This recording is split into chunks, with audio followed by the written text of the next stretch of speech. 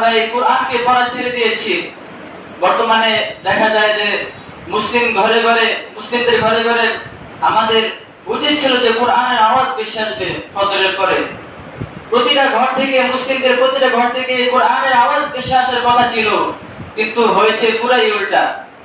বর্তমানে দেখা যায় যে অনেকের ঘরে সেই কোরআন শরীফটাও নাই। অনেকে কি করে, কোরআন শরীফগুলো ময়লা হয়ে যাওয়ার কারণে বাসায় পড়ে থাকে, বছরকে বছর ময়লা হয়ে যায়। এই জন্য অনেকে বর্তমানে কি করছে, কোরআন শরীফগুলো মাদ্রাসায় বা মসজিদে দিয়ে দিচ্ছে।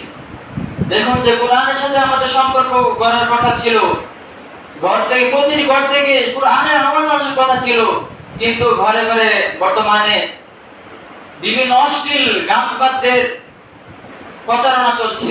প্রতিটা ঘরে দেখা যায় যে টিভি রয়েছে, সেখানে অশ্লীল নাটক, সিনেমা এগুলো চলছে, অশ্লীল মুভি এগুলো চলছে।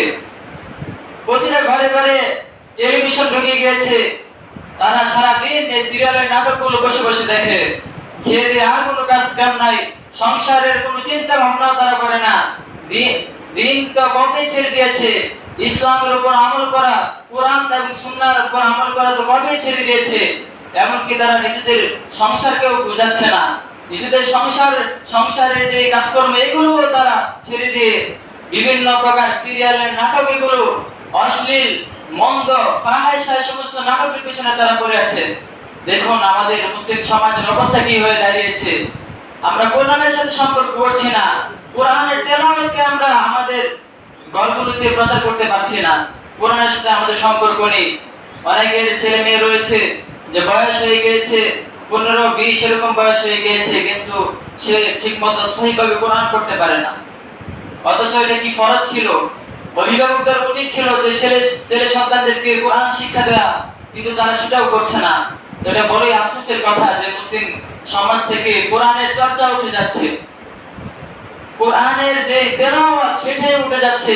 কোরআন নিয়ে তাদাব্বুর করা, চিন্তা ভাবনা করা, কোরআনে আল্লাহ সুবহানাহু ওয়া তাআলা কি কি বলেছেন, কি কি উপদেশ দিয়েছেন, আল্লাহ তাআলা কোন কোন বিষয়ে হুকুম দিয়েছেন, কোন কোন বিষয়ে আল্লাহ সুবহানাহু ওয়া তাআলা নিষেধ করেছেন, এগুলো সম্পর্কে জ্ঞান অর্জন করা, সমাজকে কোরআনের আদলে প্রতিষ্ঠা করা, রাষ্ট্রের মধ্যে কোরআনের আইন বাস্তবায়ন করা, এগুলো তো বহু দূর কি বাত है। বরং কোরআন শুধু দেখে দেখে পড়বো, এটাও বর্তমানে আমাদের হচ্ছে না। আমরা অনেকে আছে যে অনলাইনে বেশি আসক্ত হয়ে গিয়েছে, সারাদিন ফেসবুকিং, ইউটিউবিং এগুলো নিয়ে পড়ে থাকে, কিন্তু বছরে একবারও সে কোরআন খুলে পড়ে না, কোরআন টেবিলে সে বছরে একবারও দেখে না। এই হলো আমাদের মুসলিমদের হালত। তো আমার উদ্দেশ্য আহ্বান থাকবে যে কোরআনের সাথে আমরা সম্পর্ক করি, আল্লাহ ওয়ালাদের সাথে আমরা সম্পর্ক করি, যারা কোরআনের আলেম তাদের সাথে আমরা সম্পর্ক করি, কোরআন নিয়ে গবেষণা করি, যারা কোরআনের সহিহ তাফসীর মানুষের কাছে প্রচার করে তাদের সঙ্গ আমরা গ্রহণ করি।